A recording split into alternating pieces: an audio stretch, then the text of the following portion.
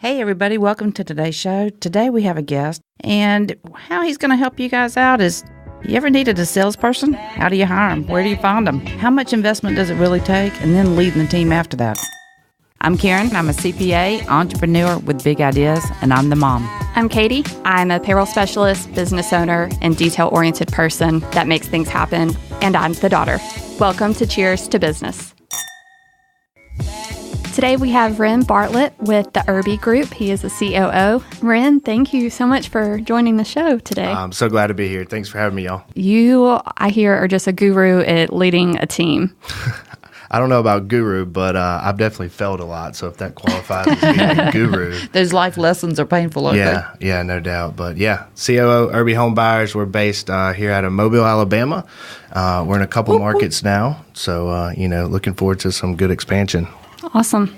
So for Payroll Vault, Cadie's looked in the past for salespeople, and they're hard to find. That's a God-given talent to be able to sell stuff. Yeah, it is. And we've definitely made our fair share of mistakes and hired some really bad salespeople. But with that come a lot of lessons. And I feel like we got a good process dialed in on how to do that. And it all starts with something that we learned from Gino Wickman's book, Traction, and putting the right people in the right seat. So, everything starts with us with a funnel. And it starts with the DISC test, so the personality profile, because that test is really able to identify somebody's strengths and weakness, and it's a kind of a true tell of what areas they're going to be strong. So there's like a perfect profile for a salesperson, and then we look, and after the person takes the quick test or the candidate takes the quick test, we match that up against what does that perfect sales profile look like for the DISC test. And so it's a way that we can take 200 applicants, weed them down to the top 10 that fit most closely, and then kind of go into an in-person or on-phone interview from there. Talking about those life lessons, I bit myself in the butt one time. I had a girl, cute as can be, great personality, and she was there for payroll process, and I tried to make her a salesperson. Yeah. And it fell all over me. And that was a really big life lesson right there. Mm-hmm. You can't turn somebody into a salesperson. No, you can definitely hone the craft, but they say that salespeople aren't born, they're made, but I really do believe that it's hardwired in your DNA. You have to have certain intangibles to be super successful or a top producer. I think it's a God-given talent. So what are, some basic skills that good salespeople naturally have? The biggest skill is attitude. I mean, we hire for attitude and train for skill, first and foremost. And then after that, closely behind that is coachability. So if you're not coachable, to be great in any area in life, you have to be able to look at people who are above you, elevated above you, and learn from them. So, we really hire for attitude and coachability. But after that, just some things that are hardwired into us is you have to like people. Sales, you have to genuinely like people and be interested in them, because when you can become interested and relate to somebody, you can build rapport quick. And from there, you can make a connection and they trust you. You're never going to get that amazing deal. We're never going to be able to sign the big client without trust. And you have to be a people person to build trust quickly with a stranger so you can move on to your next, The gift of bullshit. The gift of bullshit. Yeah, there you go. Narrow it down. Yeah. Great salespeople are extremely hard to find. And when you get one, they're always going to have their quirks. They're going to be the one that's the prima donna or the one that, wants every weekend off. But, we just do a good job of setting upfront accountability and expectations, and then benchmarks against performance. What's expected this week, this year, next year, so on and so forth. Back at the old firm that I was at, we had another junior partner like I was at the time, and we were doing an audit, and I had the lead on it. And the other guy was a better auditor than me, and It really made him mad, so he complained. And so I went and got the lead partner and brought him in. I said, he's mad because I'm lead auditor. Can you explain why? He turned around to me and said, your salesperson needs to be the highest paid person in your company. Mm-hmm. Our butts were exactly in the right seats. He needed to be having that pencil to the paper, doing the audit rules because they're so hard. And I needed to be talking to the people and getting information that way. Yep. And it worked. Yeah, I would say that, if you get a good salesperson, pay them well because they're money hungry, they're money motivated. And the higher you can, the better you can stack the deck, the higher you can set the bar, show them. For example, probably a lot of information, but I have a bonus where if we get our company to a certain revenue goal, I get a $75,000 bonus.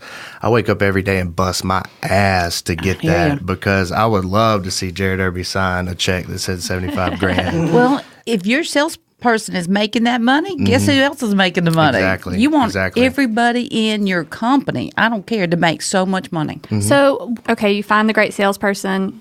What about after that, after they're hired? How do you ensure their success or, be there for them to help them? Training. So, we have what we call Irby standards, and they're pretty high. And we expect a lot out of each and everybody that we bring on. But they can't get to where the level of accountability that you want to hold them to if you don't consistently train every day. And so, for a small mom and pop company or even a medium to level size corporation, they probably don't have, extensive training programs like an Alpha or, a Coca-Cola or someone like that. The resources haven't been allocated at the time to build out these training programs. So we've spent a lot of time and energy to do this. We've hired some outside consultants, which have been really costly, but over the course of a year, looking back, we can see where that investment in education for our employees and for ourselves as leaders has really started to pay dividends. So it's definitely the long game, not the short game. You're not going to see immediate returns, but without proper training, you can't hold anybody accountable. And if you're trying to do that, you're a bad leader. So what about bringing that training into an existing company? I feel like that could be something that's difficult. It can be a challenge. It can. In fact, our company, I started with Irby a year ago, and we've had 100% turnover since then. And wow. I had a very long conversation because I was beating myself up pretty bad about it because I'm a Leo, so I'm very emotional, but I'm very aggressive at the same time. And I was worried about it. I had a guy come in. He called me a micromanager as he quit. And so I sought out somebody that's in our leadership, one of our mastermind groups.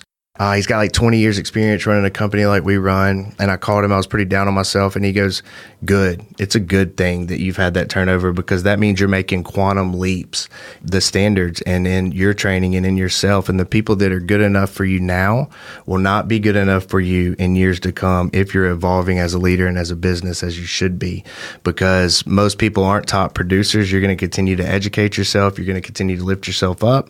The common person isn't going to do that. They're going to want to stay mediocre. They're going to plane out. They're going to plateau.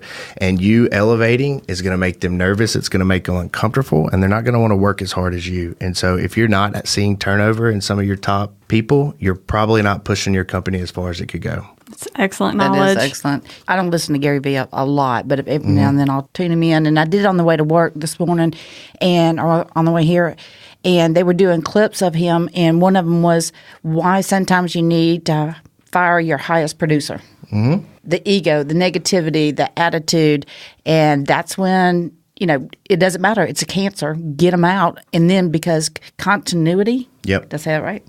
The continuity of the company is more important absolutely than a couple bucks this great salesperson may bring in. Yeah, it's funny you say that. We actually, we didn't fire her, but I kind of gave her an ultimatum. We were going through some serious training, and I uncovered some problems with our top salesperson who we actually hired back, and I can tell that story later. But she quit because I wanted her to record her appointments out when she's on seller appointments, going out to buy a house and the negotiations. I can't be with her all the time.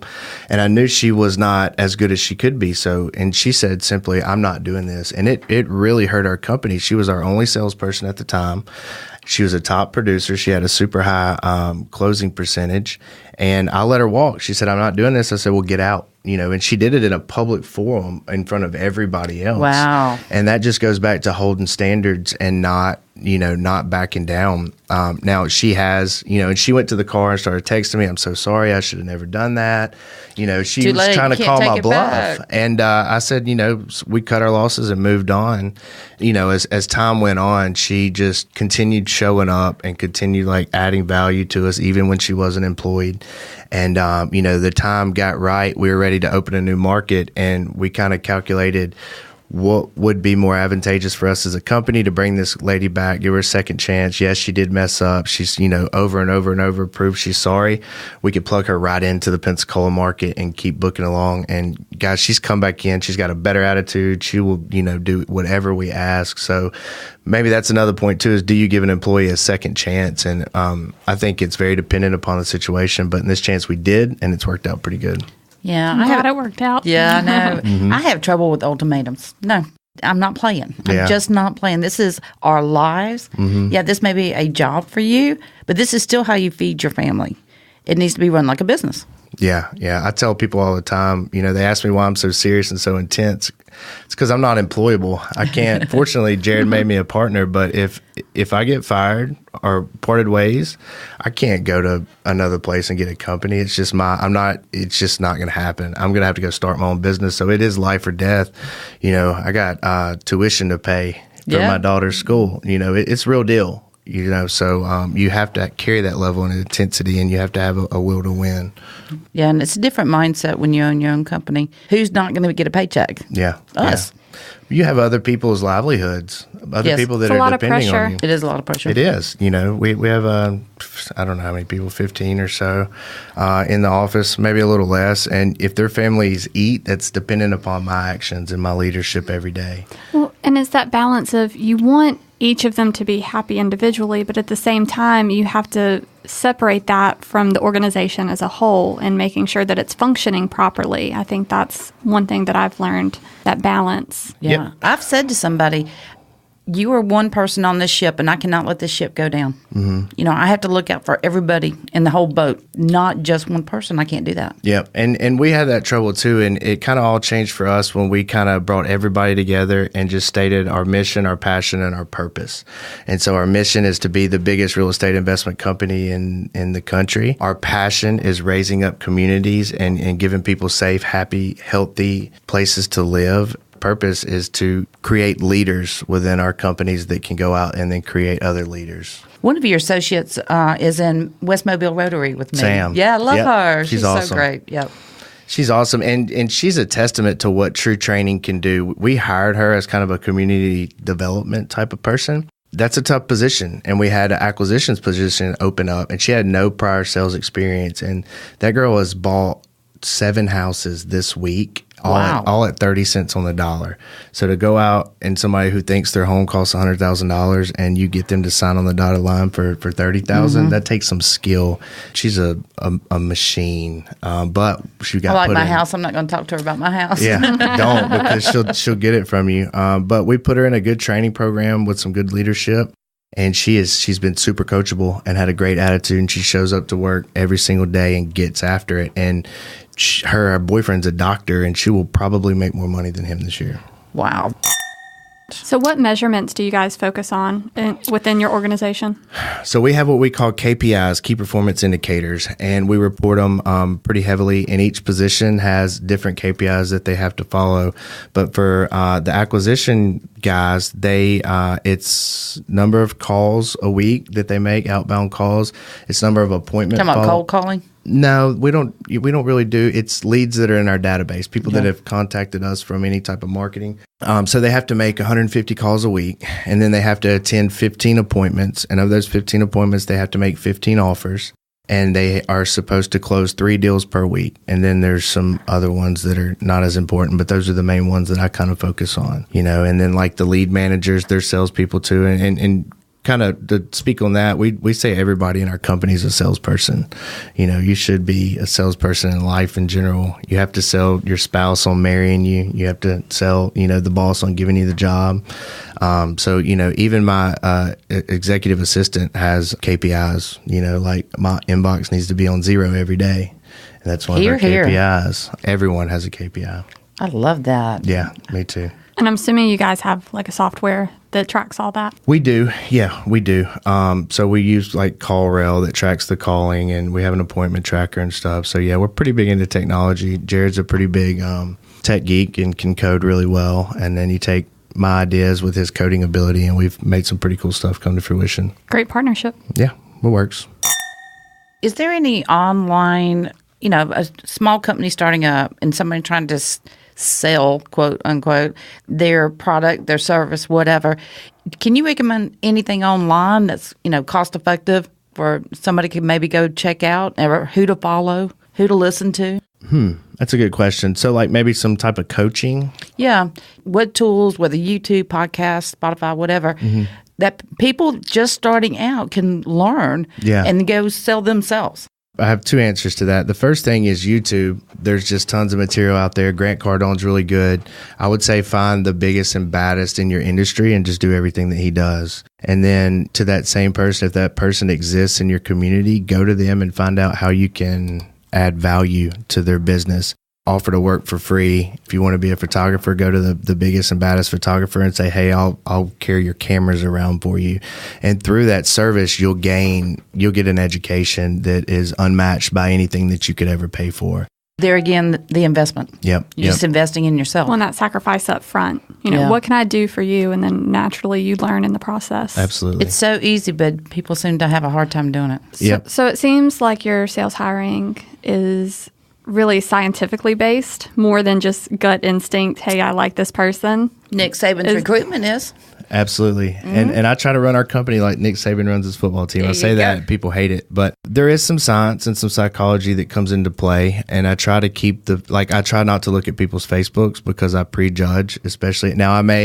If I get to a point where I have decided to hire them, I'll go stalk their social media, but I really try to stay off of it until then because we prejudge.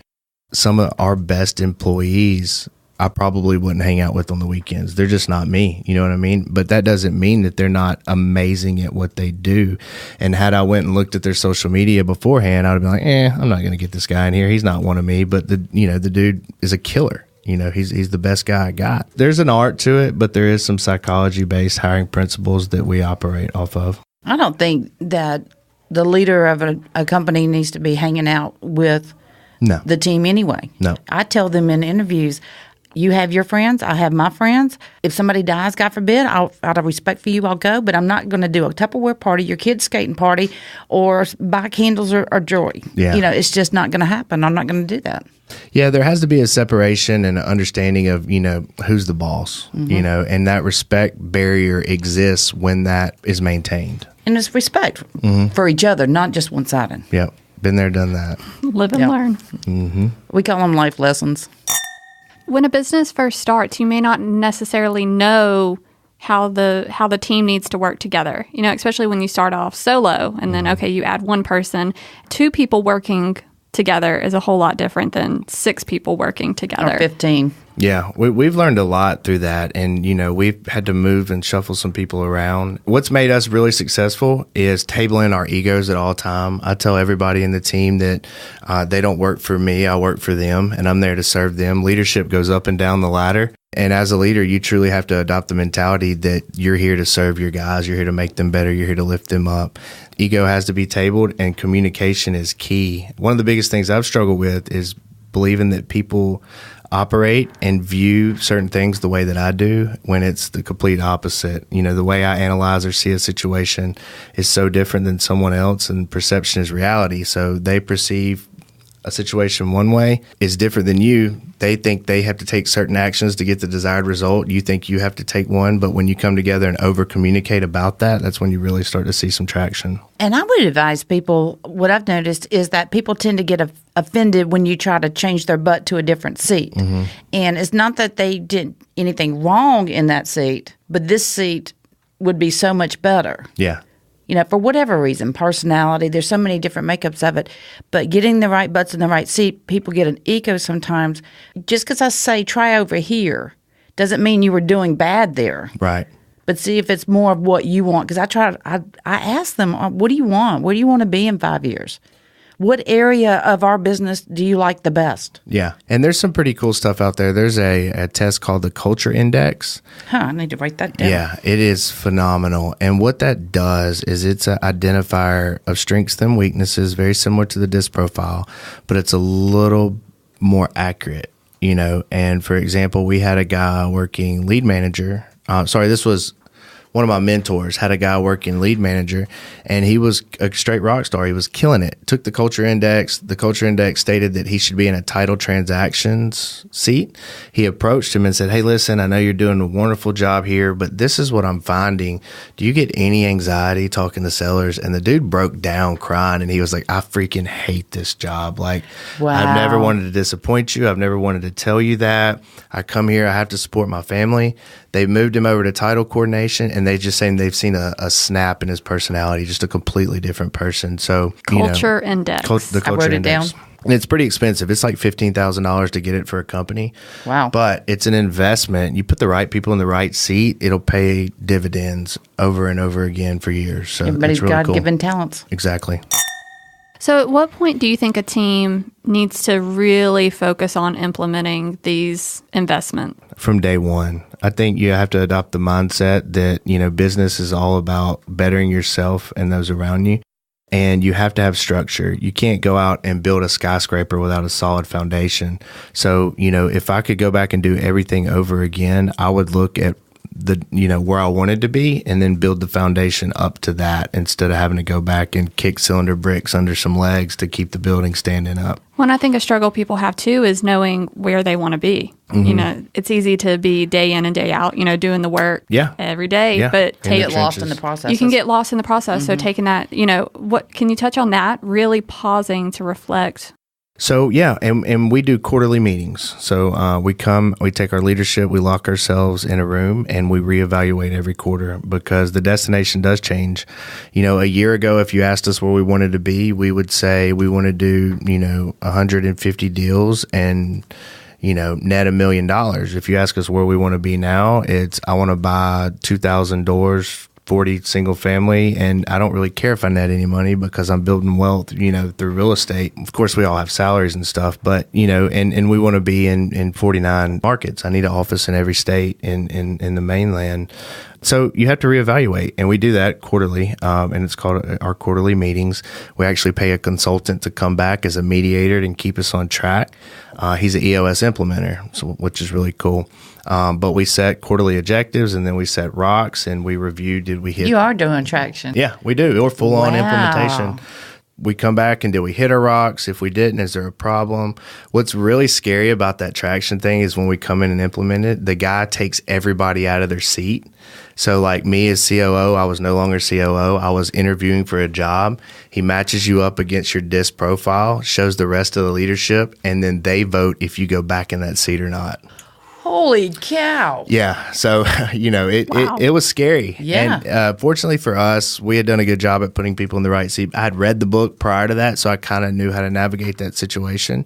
But it's still surreal to look back and see I might be a lead manager after this meeting here. But it was cool. But the quarterly meetings and the constant evaluation, I make everybody send me daily reports just because you know where you want to be at the end of the day. I like them to look in the mirror and say, did I get there? So if I have to make 100 phone calls a day, every day you have to send me an email that tells me exactly how many phone calls you made. And it's not micromanagement, it's a look in the mirror. And if you're the type of employee that you're at 95 phone calls and you're okay with pressing that button and sending me that you didn't hit your mark instead of getting on the phone and banging out the other 5, I don't want you working with us. I want that person that sees it and it's like, all right, I got this. F you, Rhen. Boom, here it is. So You got 15 minutes to draft the email telling them you didn't get it. That's call. that's right. Yep. That's right. All right, we got to wrap this up. So I really would love just 3 key takeaways from you, whether it be what you've learned or what you think is most important. I would say study leadership. It's been the biggest thing that I've struggled with, but it is the most impactful thing that you can implement into any business is put a good leader in place. Empires rise and fall upon leadership, and your company is your own little mini empire. And then, get some standards in place and start documenting your processes because you're going to have turnover within your company. And the trajectory of your company is built upon how quick can you replace somebody, whether they move up the ladder or down the ladder.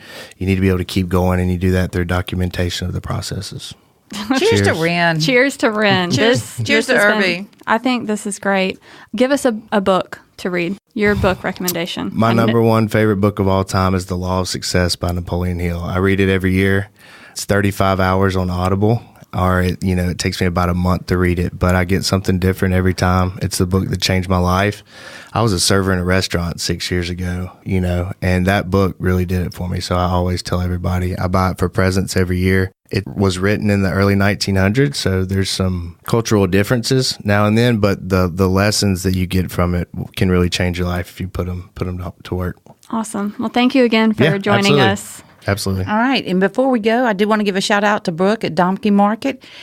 Today's wine is from Cardwell Hill Cellars. She's definitely been giving you easier names. I know. like it. Fender's Blue. I say that just sounds boring. But the wine tastes good. Yeah, it definitely doesn't taste boring. So be sure for all your wine needs to visit Domke Market. That's DOMKE Market. Check them out on Facebook. They've got all their events. They've got a wine and cheese club that they do monthly pickups. So feel free to check them out. Rhen, thank you so much for coming in. The knowledge and just hearing you talk about everything that's going on is really inspiring and educational. I want to be you when I grow up. Oh, yeah. We'll switch bank accounts. How about that? Y'all, thank you so much for listening and being here with us today. I'm Karen. I'm Cadie. Please be sure to subscribe to Cheers to Business podcast on iTunes or anywhere else that you get your podcast. Visit our Facebook and be sure to give us a like. And if you have any questions or topics you'd like us to discuss, shoot us an email from the website cheerstobusiness.com.